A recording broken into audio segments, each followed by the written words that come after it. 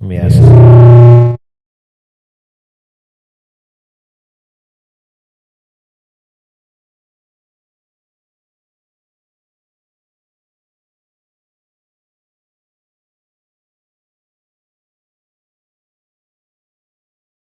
Are the mics working now? Looks like the mics are working now. They weren't working before? Oh, man.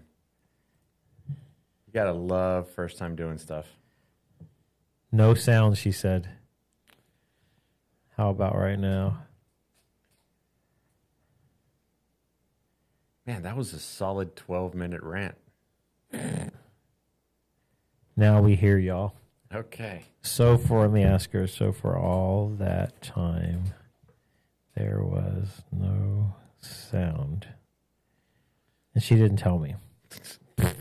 We'll leave it to the wifey. Oh, man. Well, don't blame this. Don't put that evil on her, Ricky Bobby. It's all good. So, anyways, we just got done ranting about indoor, so we'll just do a real quick recap. Yeah. Kind of like the gist of the show was going to be. Oh, she thought. I guess I just thought the sound was off. Oh my gosh. So, anyways, we're going to talk about indoor real quick. We had. blame it on me. I think we had Iowa. We had Lancaster, the Classic Neems. We just got done with the USAA.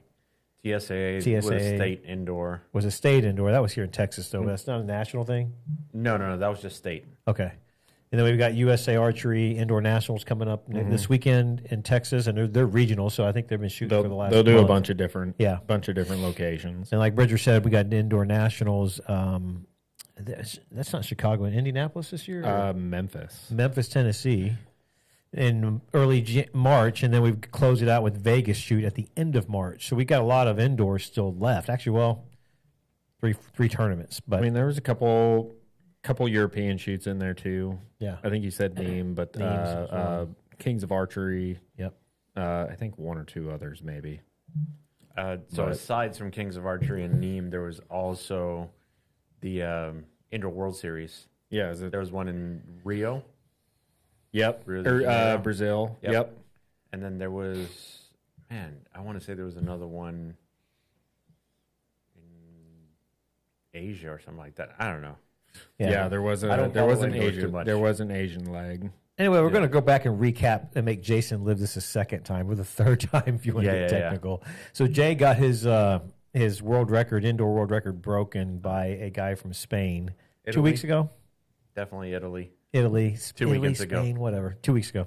And and Jason was on a mission to try to take that back and had been practicing nonstop. I had been shooting with him actually. And man, he was shooting good. Actually shooting really good. And then archery happened, right? Yep. Tied your world record. I tied my world record. Right. Yeah. But no, it's just one of those things, dude. Got in a groove, got in a really, really good groove. And then I dropped an arrow, had a little mishap that kind of took my focus off and got pissed off and dropped 3 points on 2 arrows. And that spiraled out of control. I think it needs to be talked about. I mean, a little bit. It's a distraction at the end of the day. People talking, being really loud behind you. Yeah, I get it. There's some shooter courtesy I don't think was followed. It's archery. I get it. But you try and do that in a golf tournament, and you're probably going to get asked to leave. They just said the sound is off again. What?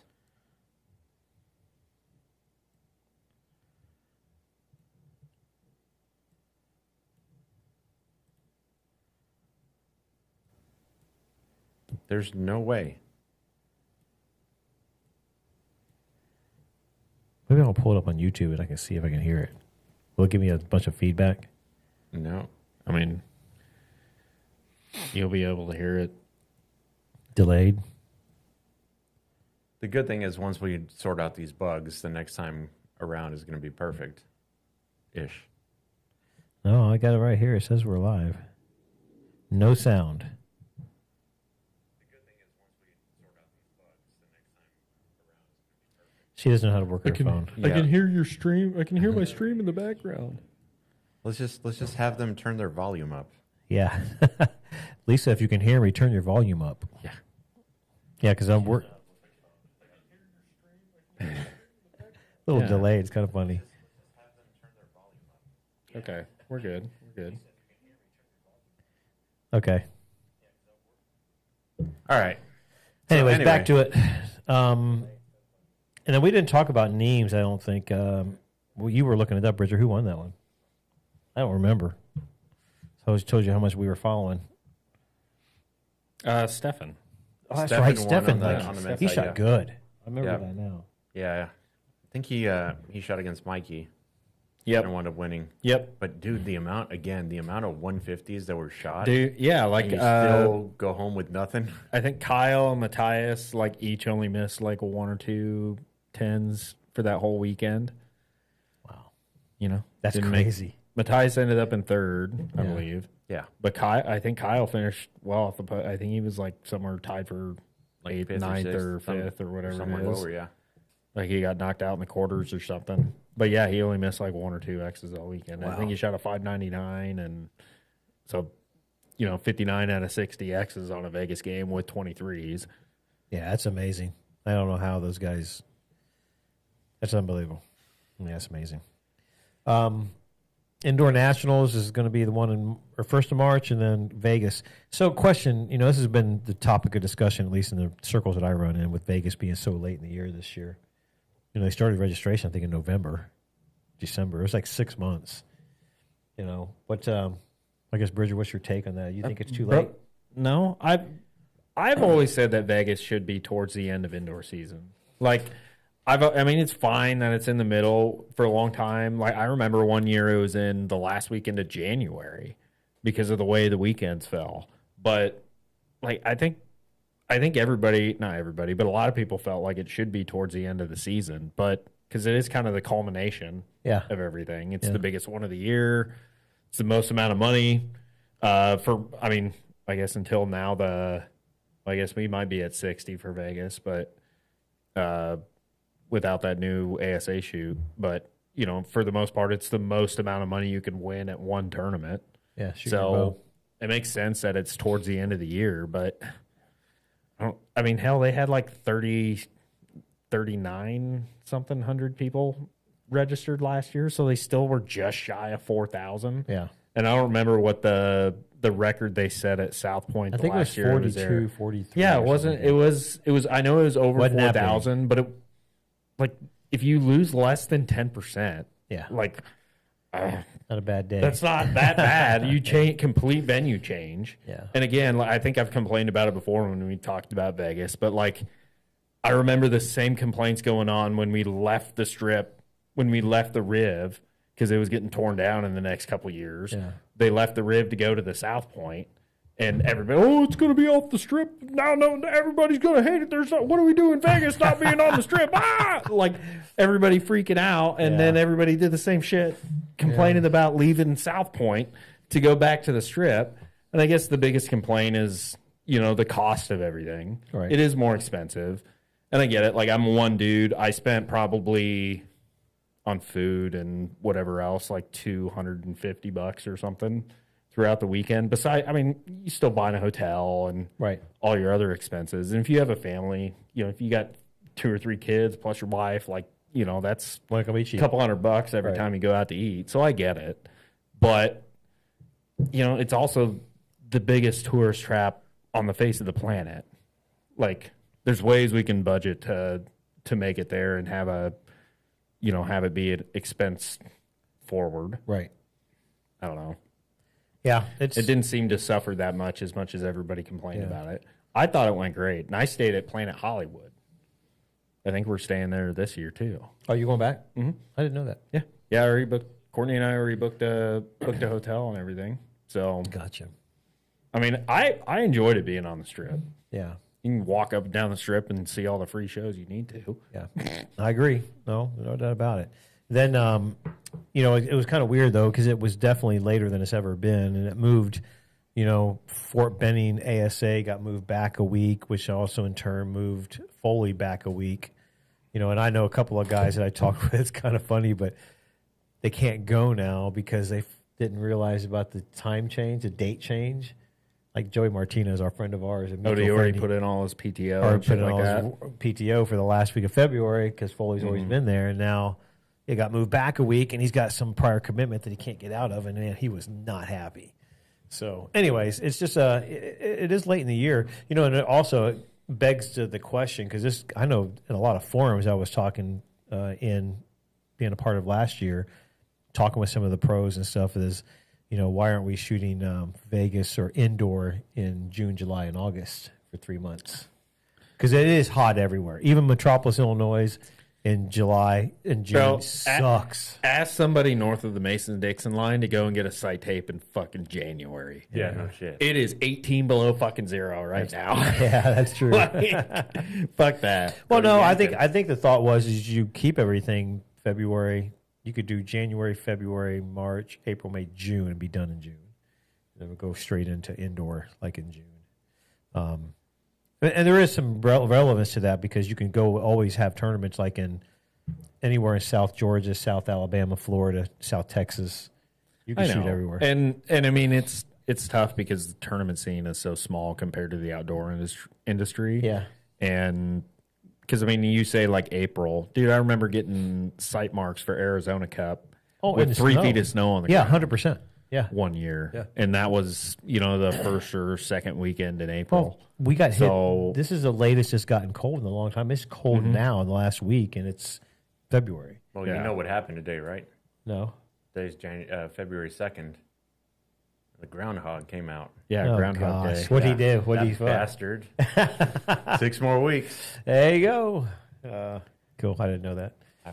So, anyways, no, there's a lot of, because it was miserably hot last year again. Metropolis was a roast hole. We're a big country. Like, it's always going to be hot or cold somewhere at some time of the year. It doesn't matter. Agreed. Like, it's just the way the cookie crumbles. Unfortunately, They deal with weather in every other sport that gets played on the national or international level to some degree.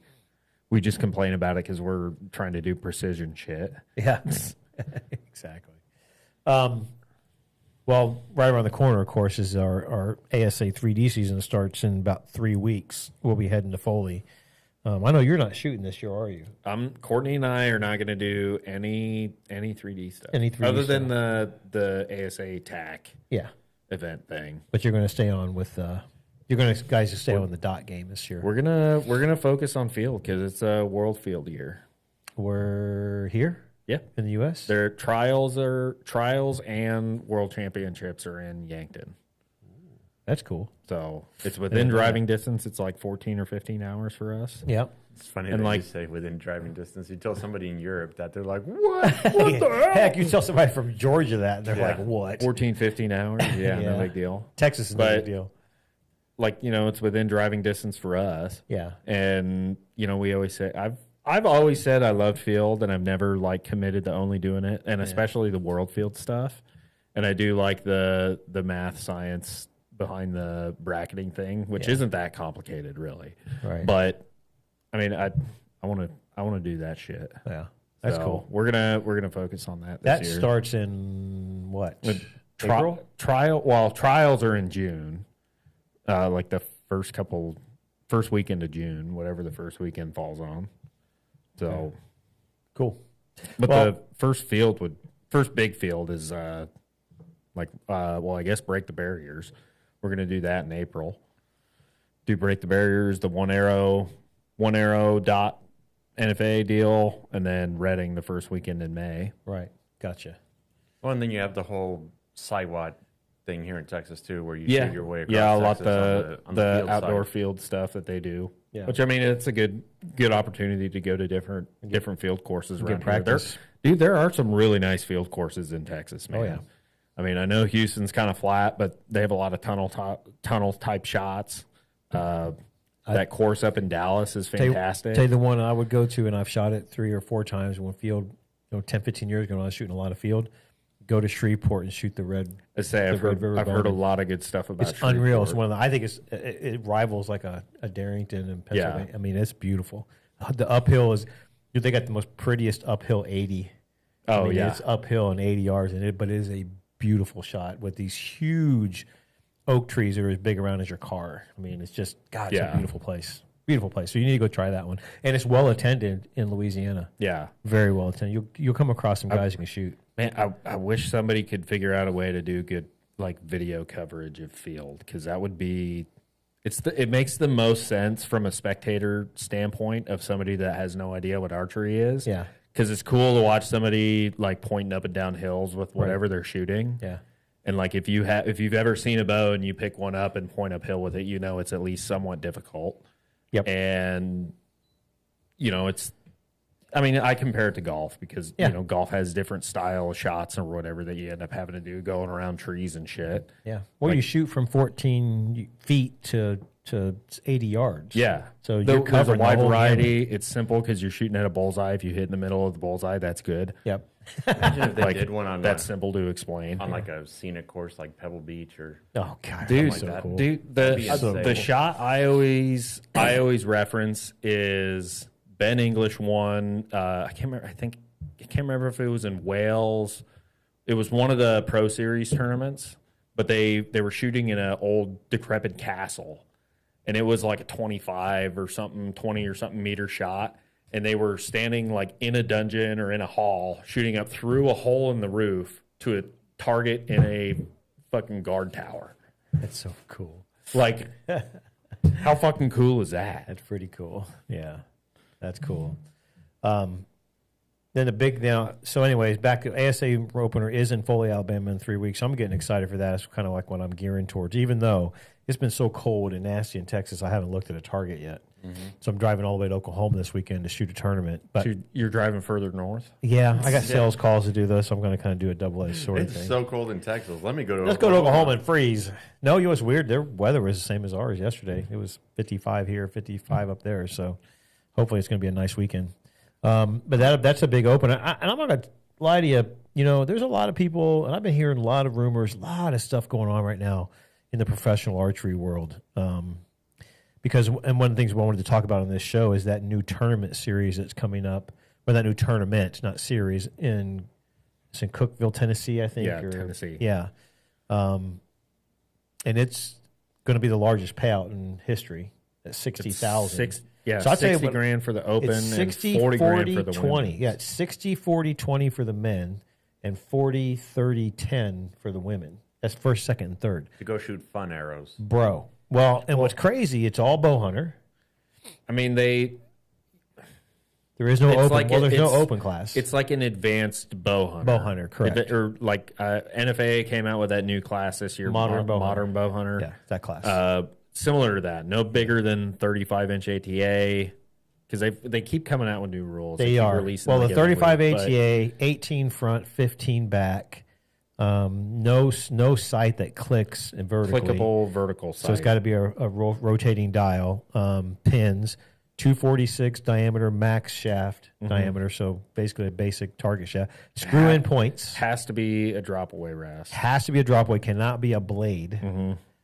Basically, the way they're putting it was what we've always said of true bow hunter class is let's get a class that if you can't go kill a deer with it as soon as you leave the parking lot, then you're not shooting bow hunter.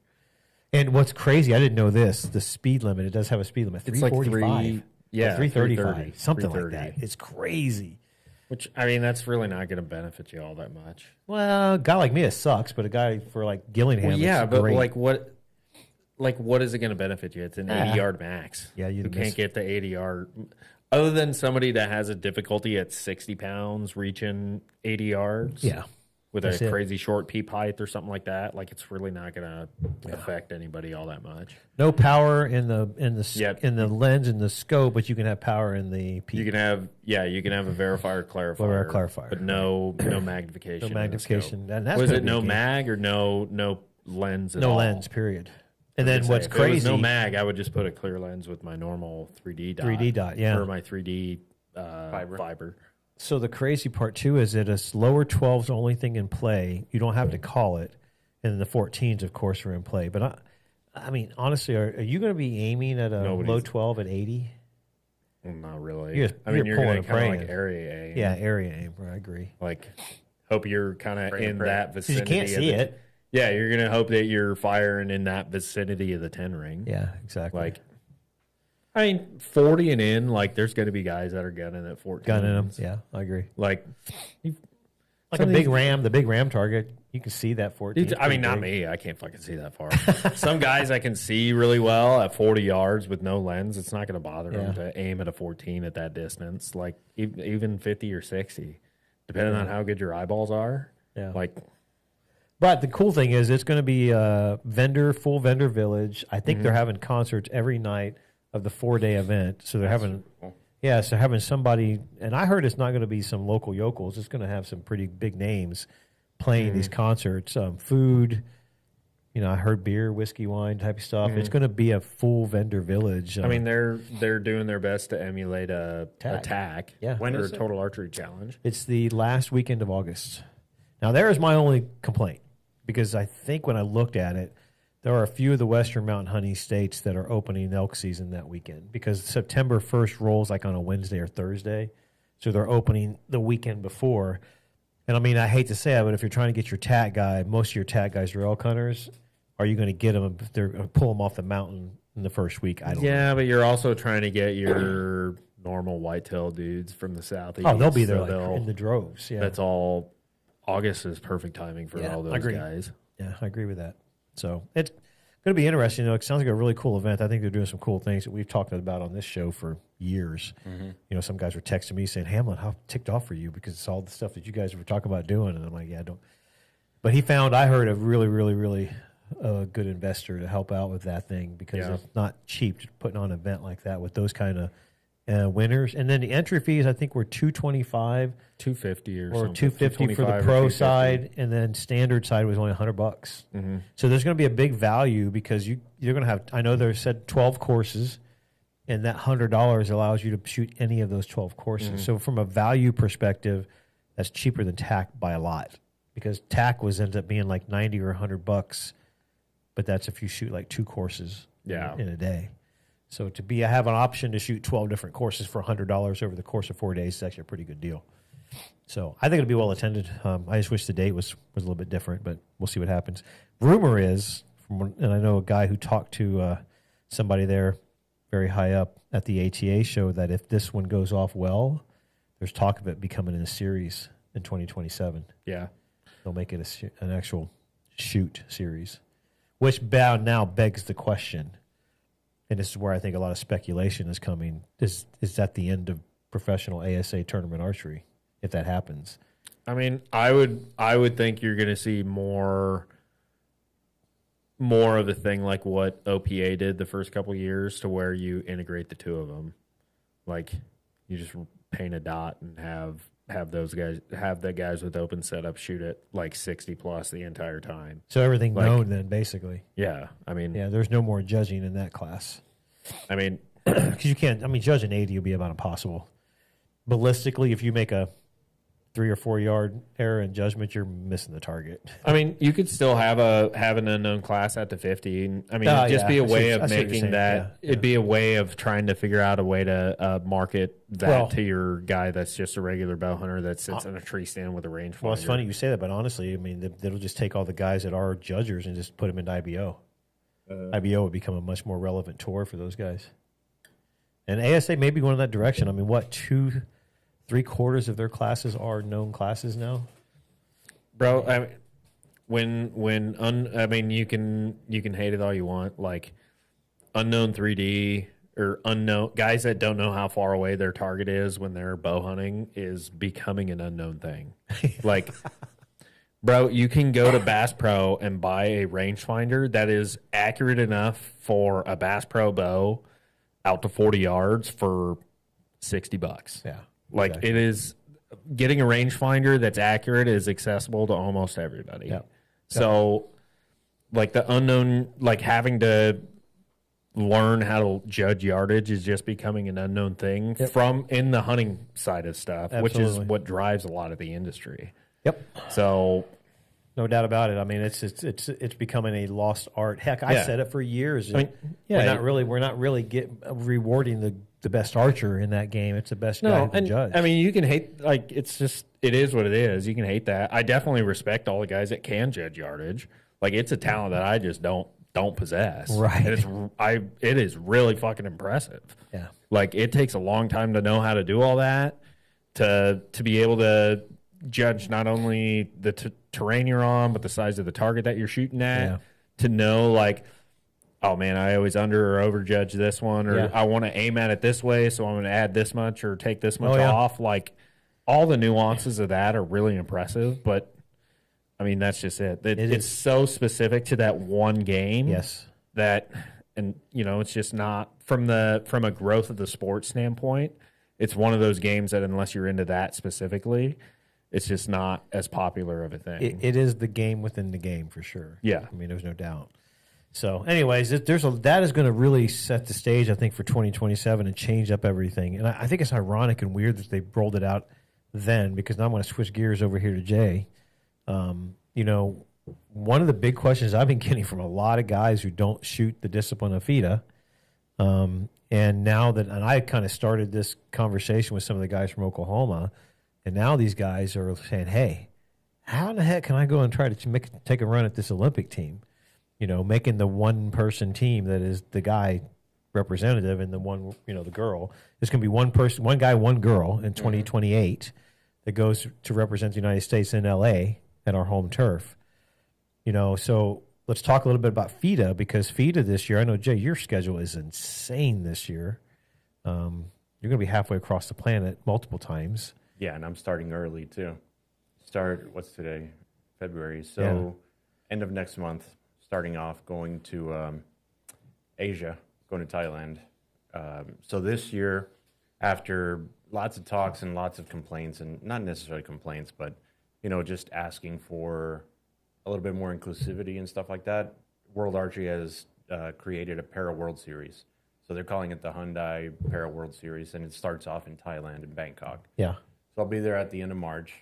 Go from there to Gator Cup, to Salt Lake City, SoCal, the Czech Republic for stage 2 of that World Series. Stage 3 is going to be in India. I'm not going to be going to that one. Yeah, it's a lot of like really long trips. Oh yeah. So after that, then we head down to Chile, to Santiago for, I think that would be stage 4. Yep. It would have been stage 5, but Chicago got canceled this year. And then after Chile, we stay there for 3 days, shoot the Pan American champs in Lima, Peru, and then come back home for, I think it's like a week and a half, 2 weeks. I might go to Mexico and shoot an indoor tournament there, come back, and then go to Dubai and finish off the series. I was going to say, are they going to do like a finals event in Dubai? Is that what the Dubai event is? So Dubai is like the final stage. I don't know if they're going to incorporate a finals to it. I think it'd be really cool. Well, I mean, you had said like stage 3, stage 4, or whatever. Like the outdoor, the way they structure it is 4 stages and then your finals. Yeah. I don't know. It's all new. It's all brand new. Yeah, I didn't know if they were going to do all of them open registration or like country registration style or closed. If they do like a finals event where it's select archers throughout the year. I'm thinking that it's going to be an open registration, and then whoever wins. They might hold another tournament within that tournament. I was going to say, do like a secondary award. World Cup. Yeah, like a secondary award for, like, let's say you're competing and they take, we're going to take these 8 archers that were the top 8 of all the previous stages. Put them in a World Cup final. Put them in their own little tournament, kind of like how we did that last chance qualifier. Yeah. So yeah, that's cool. It's gonna be interesting. But well, that's a lot of archery, and I guess the big question is, for some of the listeners, some of the guys that have been asking me, and I know this is all speculation. We just talked about it a little bit before we went live. What a trials is going to look like for those guys. What do they got to do? I know a couple of guys in Oklahoma, for example, that shoot on the pro side of the ASA are out there pounding 50 meters right now. Because they want to try their hand at it. I mean, I've always said this: if you can shoot a bow adequately, and you shot the sport at a decently semi-high level, you're probably going to go after, giving a run. Because if they have like a one tournament deal where I don't know if they're going to make those guys shoot in the MQS, make them make the team. But at the end of the day, if it turns into a one tournament deal, make it or break it, dude, anybody can get beat on any given Sunday. Yeah. And that's the thing. I'm pretty positive that there will be an MQS, because even now to attend World Cups, you have to shoot an MQS. Right. So that'll be step one. My recommendation to everybody is, hey, get out there, start shooting the events.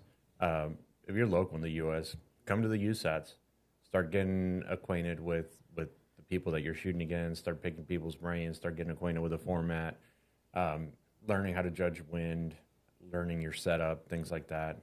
Working on the big thing is going to be your mindset as well. You know, there's going to be a lot of pressure. Yeah.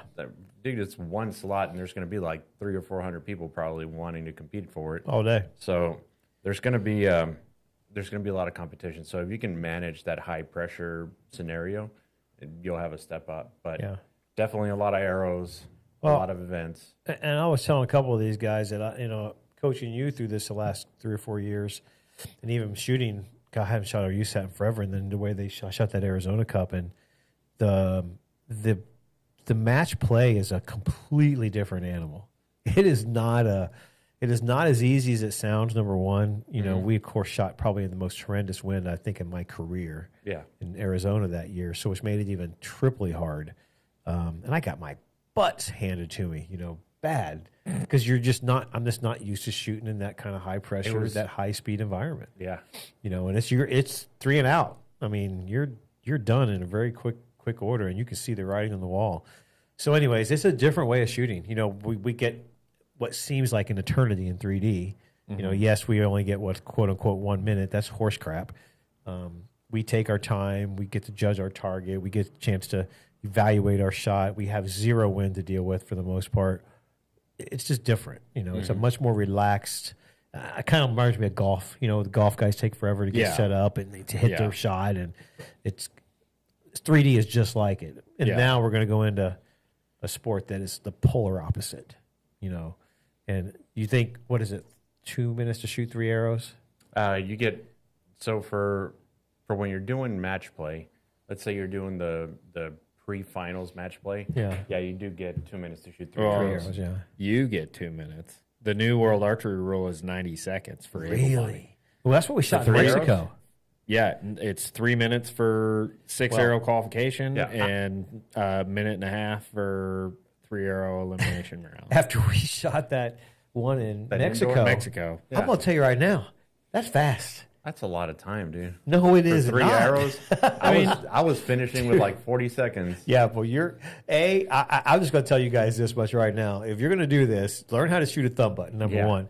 Because I was shooting that goddamn hinge, and if you get one that hangs up on you and you got to let down, which happened to me, and then when I went to go draw the next one, it popped off my wrist, which means I had to put it back on. I think, and Bridget was watching me, and I think I literally got that shot off with like 6 seconds left or 5, and I was panicking. I dumped that hinge so bad on that last arrow because I wanted a full-blown panic mode. You just got to know how to draw your bow back and have a good rapid pace there, sir. Bro, it ain't a hinge world. I don't care what anybody says. And the crazy thing is, once you get into that finals venue and you get then into that finals, 20 then seconds. it's 20 seconds per arrow. You get the time that the other, to get to the line, if you're the first archer to shoot, you have 10 seconds to take one step, 1 meter, get on the line, load your arrow, whatever. Yeah.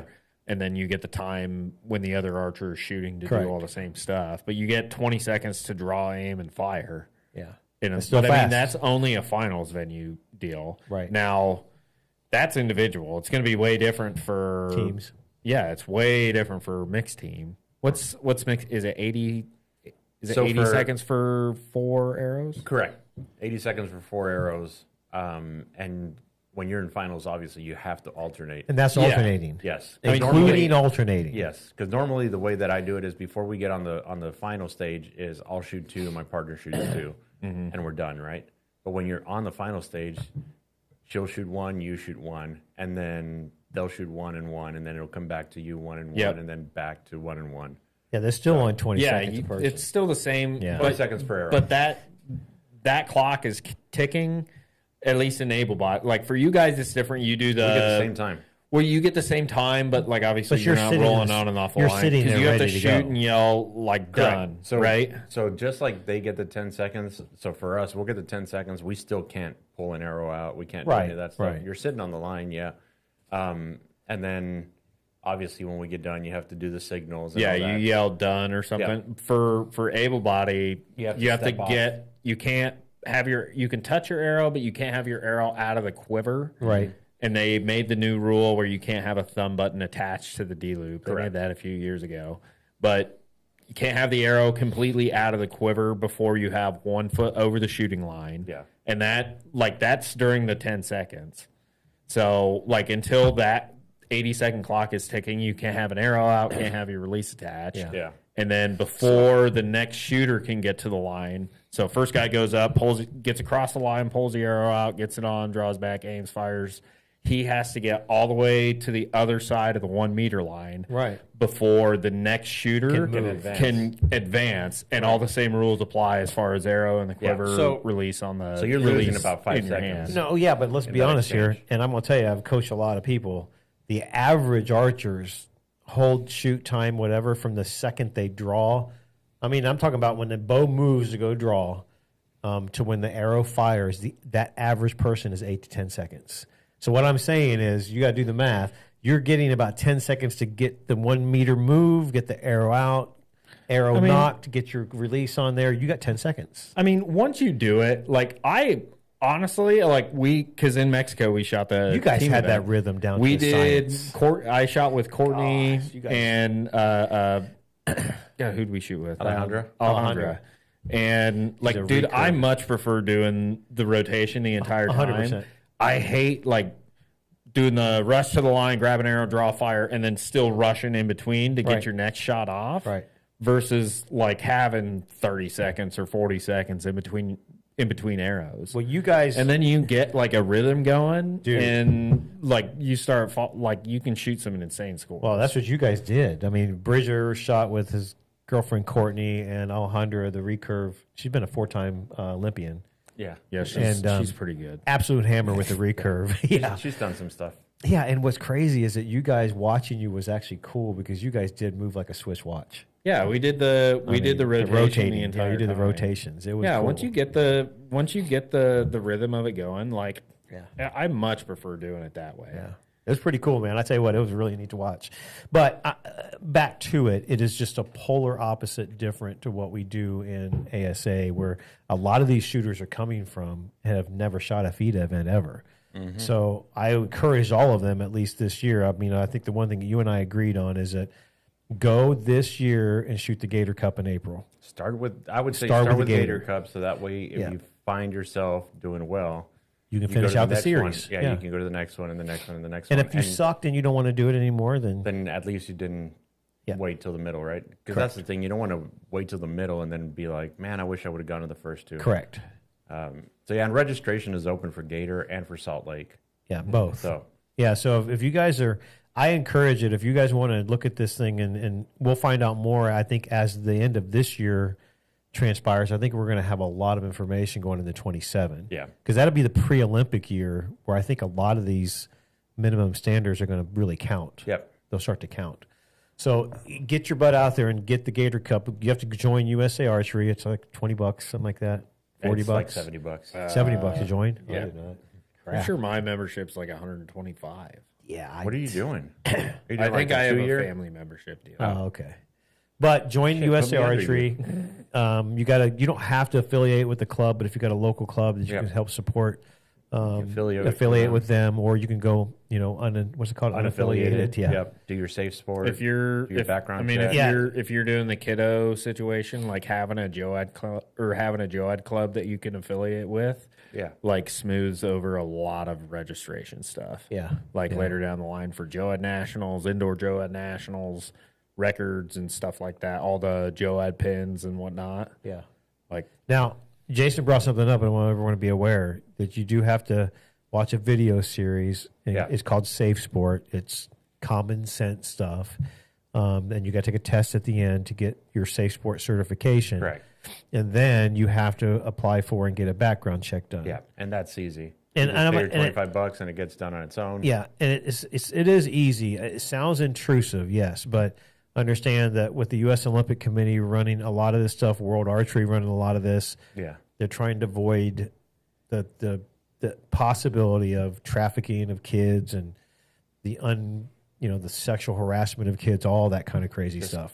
What's common sense to the rest of us, it has to be ratified by World USA Archery. Because it's common sense to some, but not for others. Correct. We're just trying to keep it ditty free.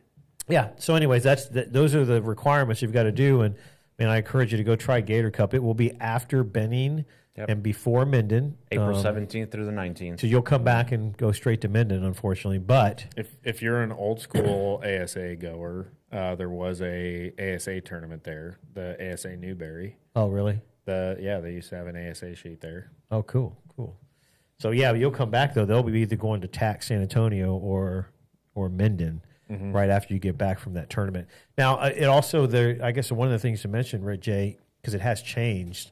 They went to basically a Thursday, Friday, Saturday format this year. No. So what happens is you can come in on Thursday for unofficial practice. You pay for practice, but for seniors, which is ages 18 through 49. 21 through 49, but you can start as 18. Yeah, actually, you can start as 15. Whenever. Yeah. The adult classes. Correct. The adult class from X to 49. Your official practice and equipment inspection will be on Friday, usually Friday afternoon, because the juniors will practice in the morning. So you'll go get your equipment inspected, get a couple arrows down the range, and then you come back the next day, Saturday morning.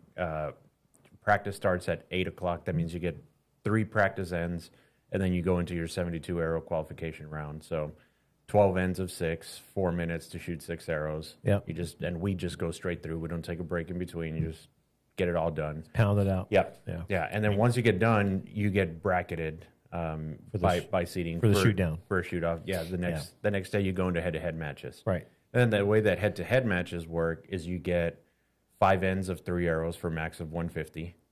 You get 2 practice ends, and it's usually Sunday morning at 8 o'clock. Yeah. And you'll shoot that all the way through the bronze medal match, and then the medal matches will be sometime around 2 o'clock in the afternoon. Yeah. So basically, you could fly in there Friday morning, fly home Sunday evening, and call it a weekend. Yeah. Yeah, that's one of the big different things, and I want to tell you something else, too, you can be aware of. You heard Jay mention it. They do, unlike ASA, they have equipment inspection day. Sometimes those lines can be extremely long, so you got to prepare for that. The big difference between ASA and USA Archery in that is that 60 pounds is the max. Yeah, it's not a speed rule like ASA. It's a poundage max. Yeah. So 60 pounds. Yeah, for able body, it's 60 pounds, 23, like your 23 diameter arrows. 9.3 millimeters, but 23 64 diameter arrow max. Yeah. No electronics. Yeah, zero sight lights. Yeah, no sight no lights. Electronics whatsoever. No rangefinder. You can't even hear a rangefinders. rangefinder, which is crazy. But I mean, there's no electronics whatsoever. That rule is like hemming and hawing. Like, I mean, you can't stand on the line and have your phone out and shit like that. Right. But like, you can have your phone sitting under the archer's tent. But no, basically no sight lights. Right. Yeah, so basically what they don't want you to do is like be texting your coach from the line. Hey, I'm shooting low. What do I do? Yeah, no AirPods, Yeah. shit like that. Yeah. So anyways, those are some of the big things and different. Now, the inspection thing is just going to be more to make sure if you're shooting a class, like, do they have bow hunter? They have pins, but it's only for kids. Okay, the pins. So Yeah. really, you give an open freestyle. You can shoot any type of lens you want, any power. So you just got to make sure you're from an equipment restriction in the open class. There's really not anything other than arrow size. Yeah, arrow size and poundage. I think there's a electronics. overdraw max, but I know Gillingham's had his goofy shit out there multiple times and never had a problem. So anything that you guys have bought on Lancaster, I'm sure is going to be fine. Yeah. Right. Well, and the big thing is too, and this sounds crazy, but you got to be aware of it. Is they did finally allow camo bows and stuff, but you can't wear camo clothing. Correct. Is that correct? Yeah. So the clothing, whatever dress code is very, very relaxed. There is no like you have to wear a collared shirt, you have to wear long pants or anything like that. You can wear jeans if you want, although you'd be crazy to wear jeans out there in the heat. Yes. But yeah, obviously closed-toe shoes. Closed-toe shoes, no flip-flops, no sandals, nothing like that. I mean, really no different than ASA dress code. Mine is the collared thing. Yeah. I mean, ASA. But I dress wanted to code, make sure guess, the is guys even know more there's strict. really, because some of those guys have some pretty heavily camo jerseys and just they'll probably frown upon that. Exactly. Yeah. So yeah, just minor things like that. If anything, And the one thing that I tell people is, if this is your first one and it's your very first tournament, do yourself a favor and get there for the unofficial practice at least one day prior, and get the lay of the land, see the field, see where your target assignment's going to be. The scoring app that they use is called betweenends.com. So you can go on Between Ends and usually see your target assignment. And the way that they're going to shoot is they're going to shoot in what's called an ABCD line, where AB is the top two, CD is the bottom two, and it's usually a snake where AB shoots, CD, and CD starts, the AB, just stuff like that. They go back and forth. It'll alternate. Alternating, it's right. an alternating snake. But yeah, and I'll tell you too something else. And I mean, don't count on the fact that they're going to be running behind, because they're pretty good at getting things started on time. Yeah, I've noticed that. ASA, we're notorious for starting 10, 15, 20 minutes late sometimes. When you better be there ready to roll when they say roll. And it got a lot faster once they separated the juniors from the adult classes, because now you're not looking for arrows. I mean, you still have the barebow guys, but usually the compound and the recurves are in two separate fields. So the recurve people are doing their own thing, the compound people are doing their own thing. Yeah. Well, and I think that's pretty much most of the rule differences. I mean, there are some be differences. Ready for weather. You just got to be. And weather's a big one. Yeah, I mean, the only thing that'll stop the tournament is lightning. Lightning. Yeah. Okay. You will shoot in the rain. You will shoot in the heat. You will shoot in the cold. Yeah. Yeah. So have raincoat. I can tell you that. You better have make sure you have the stuff to cover your sight. You're shooting a peep and a scope. Have Q-tips and all that good stuff. Yeah, because they don't stop. If you're susceptible to heat, have a spray bottle, have some ice. They're usually pretty good about having coolers full of water and stuff like that. Yeah. You don't have to worry about getting bit by a snake or anything like that unless you're in Arizona. That's the only one that people are like, don't go in the bushes if you shoot an arrow in there, because you might run into a rattlesnake. Not a problem anymore. Yeah. At least this year. Yeah, this year. Because they're heading to Salt Lake. Yeah, somebody said they may be going back to Arizona after this year. Oh, really? Yeah, I mean, weird. It's a great venue, honestly. Like, Ben Avery is a great fucking venue. Yeah. I like it, and it's not that long of a trip. It's not that long for you if you're driving, like, from here. I mean, everywhere's a long ways driving from Central Texas. Yeah. But, like, driving's not bad. You drive so you can take some firearms. Their rifle range is pretty badass. Yeah. So anyways, that's kind of the lay of the land on that, and we'll keep tabs of things as we move forward. Yeah, as Jason gets more information about this Olympics selection deal and what it's going to look like. As far as like what they're going to do, my guess and I think the best thing to do would be to look back at what the like Olympic procedures have been in the past for the recurve team, and generally it's like the first one or two events of the year or the year prior are like a cut to 16. Then those 16 guys either have a separate qualification or they use other two events for, a cut to 8. And then once they get to a final cut to 8, then they do like some sort of round robin thing. Right. Now, I would hope that they figure out some sort of way to do some sort of like a mixed team round robin to where they have like, if they do a cut to 8, have you shoot, whatever it'd be, 15 or 16, 14, whatever math would work out, matches to where you would shoot one match with each of the other women against each of the other men and against each of the other women. So, like, however the math on that shit would work out. I mean, I guess that'd be a shitload of arrows. Yeah, that's a lot. Dude, my mind just blew. But I mean, you could even get to like if you did a cut to 4. I mean, that's only 9 matches. Yeah, that's true. Like, because you need... But, bro, if you're cutting from 300 to 4, and I'm just throwing a number out there at 300, but let's say even if it's 150, if you're cutting out at 4, you better start early next year. 135 arrows you make. Even you just do a cut to 16 at some point. You do the first 2 or 3 events. Yeah. Have some sort of rolling rank system and... go for it, because most of it's still going to be off qualification. Yeah. As far as getting to the who's going to be on the team, match play, whatever format they decide to do for it, exactly. It's still going to be figure out how to shoot a 715. Like, that's going to be your best way of getting to the last part of it. Yeah. No doubt. And it's going to be interesting because we, as a host country, already have the slot, right? So we have one male slot, one women's slot. Yep. And there is I don't think we can get a secondary slot for at least for the Olympics. For para, we can get a secondary slot, but for the Olympics, one is what I believe. One is per gonna be country. capped out. Well, yeah. I mean, yeah, for able-bodied mixed team, you guys, because you have different, like you have W1, you have open, you have Yeah. No, but what I mean is that we can only get like 2 male, 2 female, right period, across all And divisions. that would be your one shooting and one alternate, right? No, So that gives No. us 2 individuals and 2 medals on.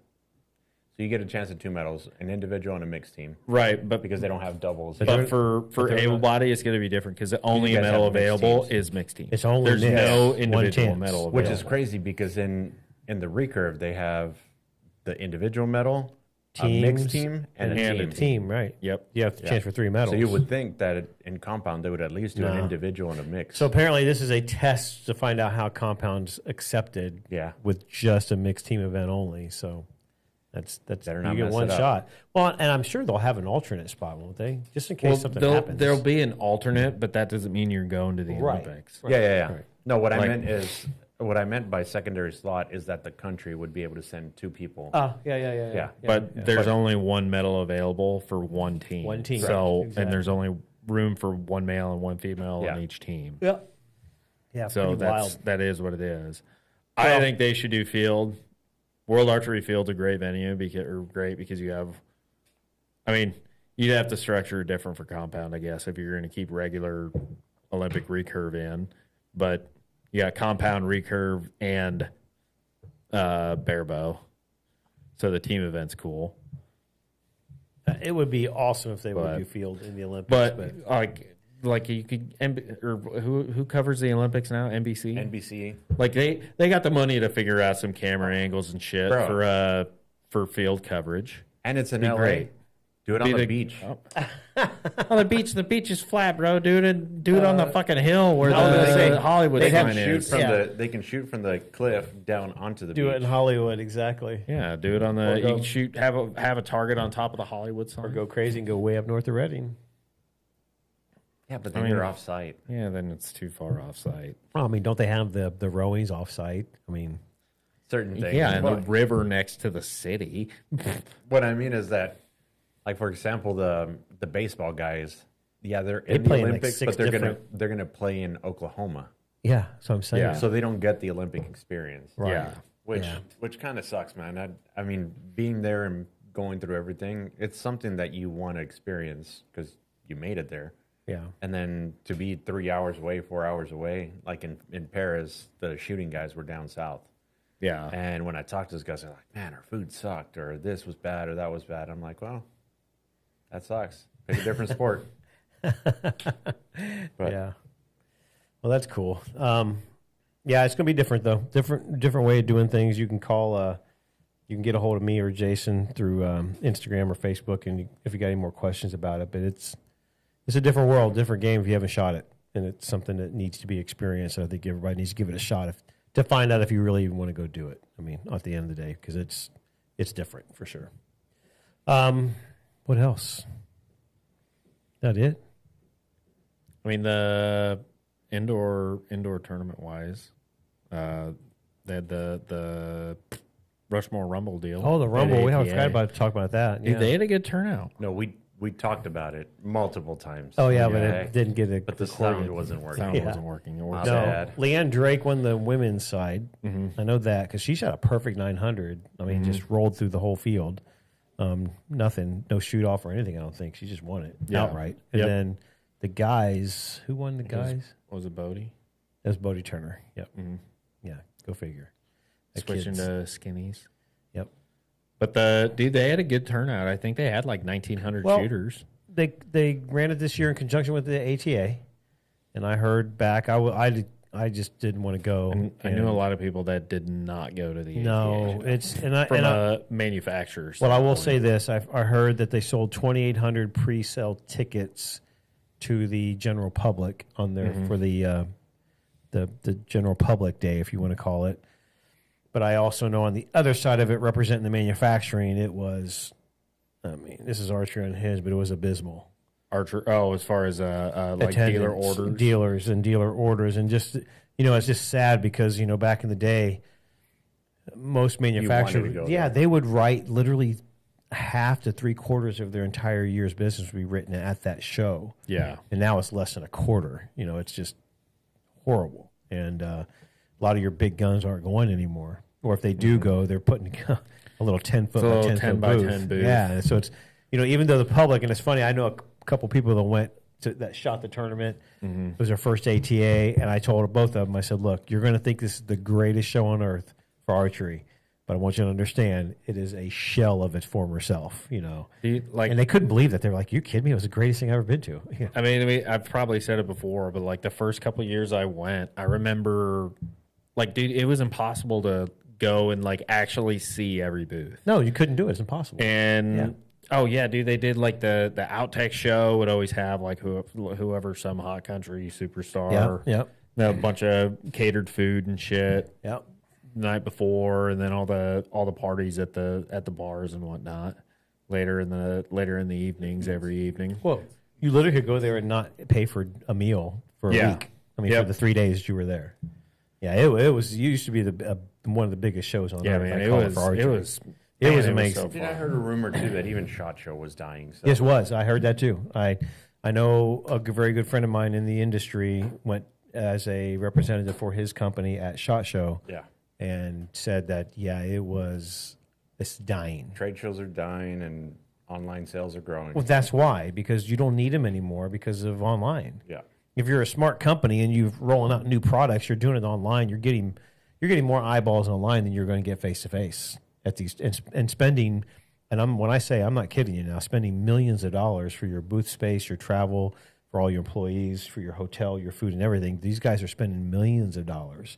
And they're getting no return on that, hardly at all. You're getting better return releasing it on Facebook and Instagram for free. Yep. Just make a post and have, 500,000 set of eyeballs on it in less than, 10 minutes. Mm-hmm. Well, and the other thing is you're paying all these influencers to push your product, so might as well put them to work and they do everything for you. Correct. So why go spend money at a trade show?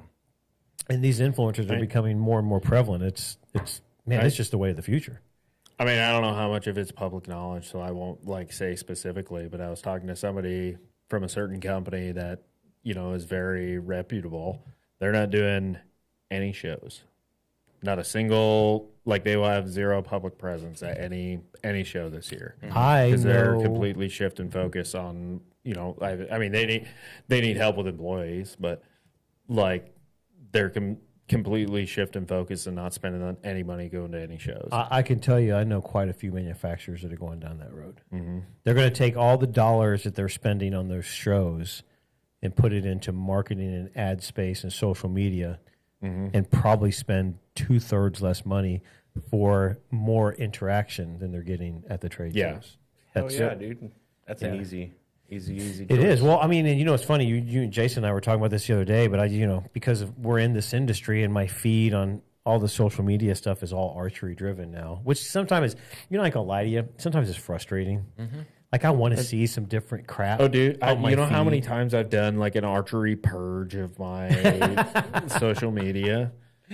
Any and everything archery, unfollow, block. Yeah. Every couple of years, you just go through man, I just can't. It does get old. It just oversaturates you. And it really does. And I mean, all right, cool. And then you get all these freaking patch pirates and bow bunnies on there, and you're like, that's so. It's funny. Just infuriates the people that gets put in the hard work. That is what I was going to say, and I was going to say that we started this whole podcasting thing almost 5 years ago now, maybe 6. And we were one of the very few in that space. Bro, everybody's launching a podcast now. My inbox is littered with it now. And I mean, from TikTok to Instagram, you name it. And it's just oh my gosh, everybody. And now I feel like we kind of took a step backwards and got late to the game where we should have been leading the charge, for us at least. And it kind of sucks because we came to this a lot earlier than most of these people did. But, it's kind of weird. But like what you said, though, it's really changing how everything is being done. Yeah. But I think one of the cool things is that we've I was just going through comments, we recorded some stuff that was relevant in August and we're late to post it and whatnot. But the crazy thing about this is, and why we had so much success at the beginning, is because we're always gone. We're always on the road. You're shooting, you're working. I mean, you're a territory rep. Bridger's working all the time. If not, he's shooting. I'm all over the place doing stuff.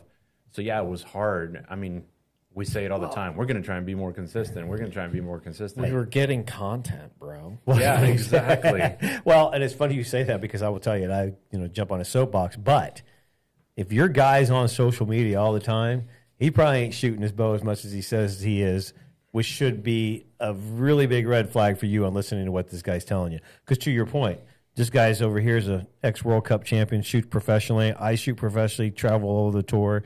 This guy shoots professionally, basically, as an amateur in the USA archery world, and won a medal. And we are shooting.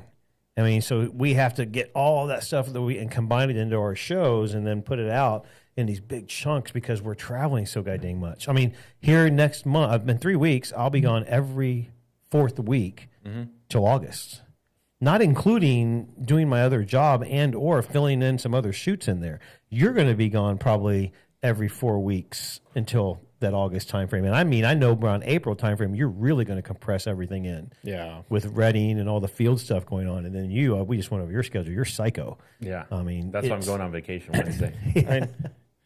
I mean, there's a few people to look at, or look towards on. Oh, yeah. Paige does a hell of a job. She does more shit than any of the three of us, and does a better job on the internet presence side. Yeah, no, I mean, I'm not talking about Paige. She's always content creating on She's the go. She's a psycho. She's creating on the go, and she sleeps Paige, like we 2 love hours you, a but day. you're crazy. Yeah. Bullshit. I watched that woman go to bed at 5:30 in the afternoon in Reading. Yeah, I she stayed probably with her 1 hadn't year. slept for 4 days. Dude, that's funny. Funny you say that, because I think who was I talking to about that? I think it was you or you. That Paige literally crashes at 7 every night. She's worse than an old person. She will sleep for 12 hours. Crazy. You know why I'm people lucky do if I'm that? in bed It's by because I mean, I they're get tired. it. She moves. She runs like an Energizer bunny, so I'm sure it takes the REM sleep to be able to do that. Dude, I used to do that when I was still in the Army. My weekends, sometimes I would wake up at noon and go to sleep on Friday at 9 o'clock. For a weekend, I would catch up on all the sleep that I needed to. But can't afford to do that now. We're all over the place. No, and you know what? I hate to say it, but we're all trying to. I mean, me especially at 57, I'm trying to. I'm trying to keep up with how many good years I got left to go shoot my bow accurately, and it's other You're times. almost to that silver senior. Bro, don't even talk about that. If you ever see me shooting silver senior, there's bad things happening. I had him shoot 60 arrows with me last week. I was going to die. He was sore the next barely day. even made it through. Oh, the next day I thought I was going to die. He shot him. I shot him. I shot 60. He was sore. I actually shot better than I thought I did, too. I shot pretty good. Yeah. But, yeah, it was hard. Just got to get back in shape. Man, I'm out of shooting shape. I'm out of shape, period. I'm fat now. Got married and got fat. Yeah. Anyways. I've been in the gym. Dude, I can tell you're all pump buffed. I'm telling you.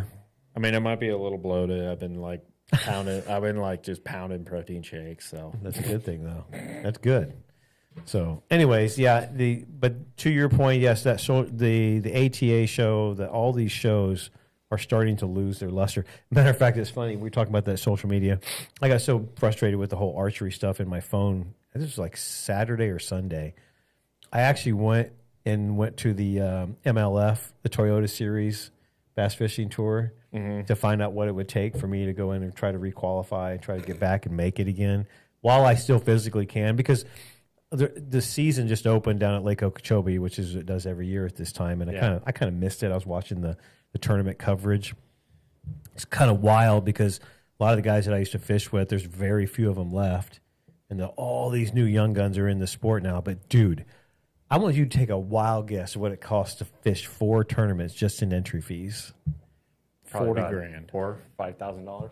It's $5,000 a tournament, but with expenses, I figured it up $40,000 for 4 events. I mean, bro, when I shot a full tour, what do you think was on my expense report every year for tax write-off? It was like $40,000 to $50,000.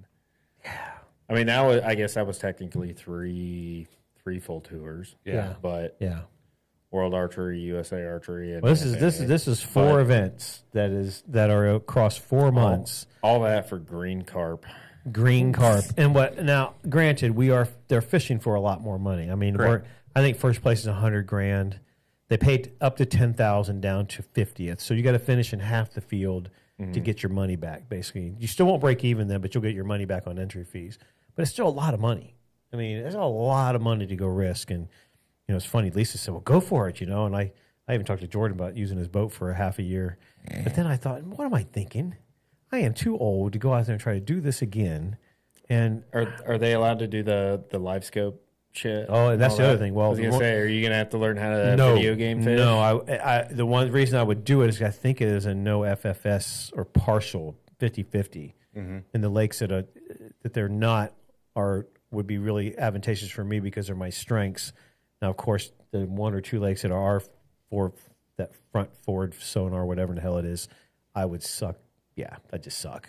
That's not my cup of tea. But anyways, no, but I was doing it because I was literally, the archery thing was getting, it's all encompassing now. It seems like. Yeah. I mean, it does get overwhelming.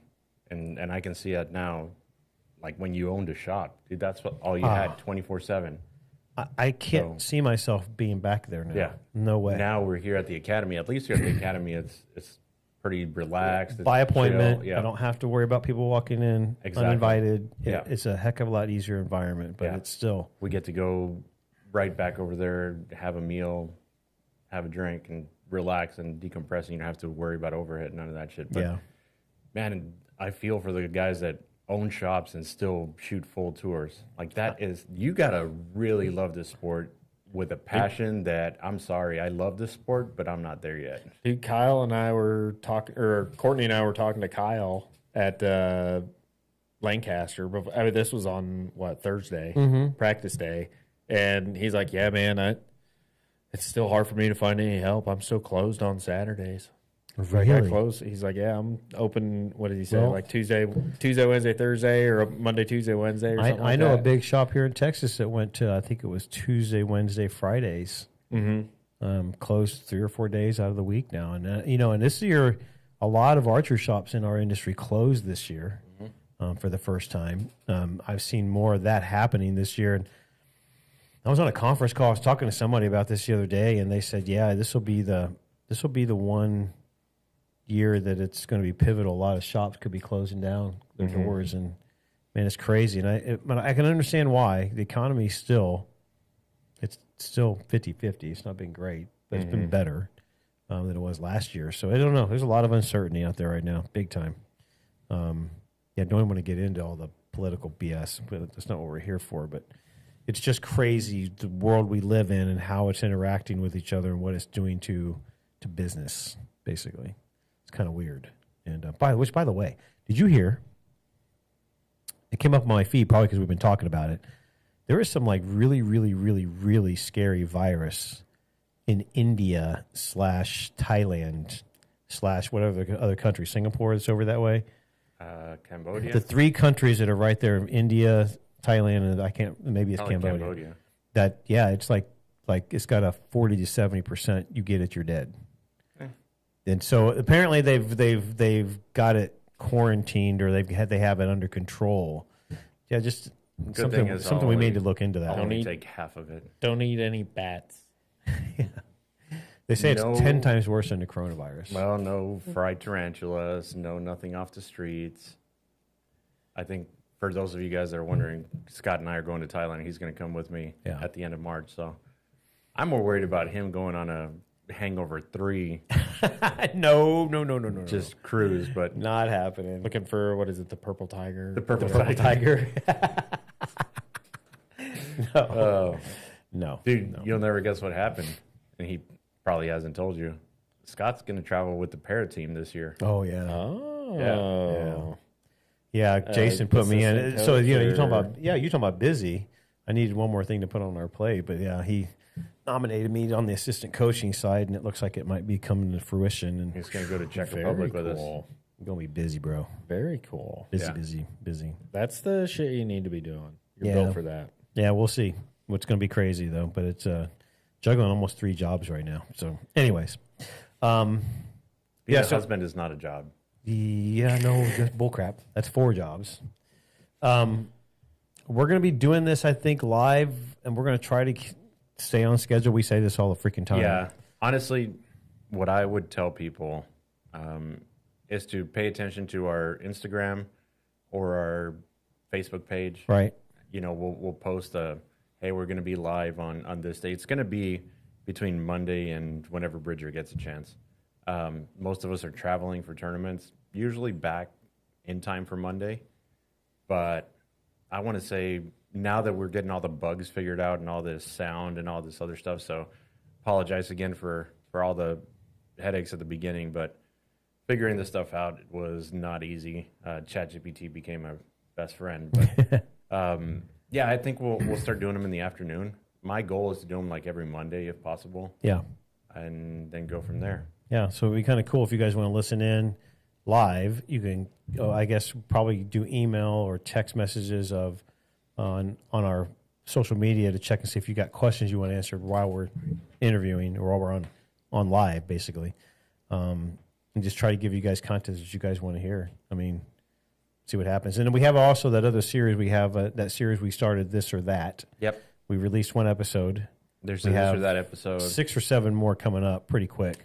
Hey. 6 or 7. Oh my God, you guys are. Oh, so he bad. did it. So yeah, no, it's the This or That series. There's if you guys saw on the website, on the YouTube channel, we did a little Comparison. yeah, a little video of Scott shooting his bow with a lighter arrow, little things like that we're gonna start putting into actual film. All the stuff that we've been talking about, especially like all the stuff that Bridger talks about. So we'll teach you guys how to do some weird shit. Some Dremel work. Some Dremel work. I did that this morning. Built a washer this morning. Yeah.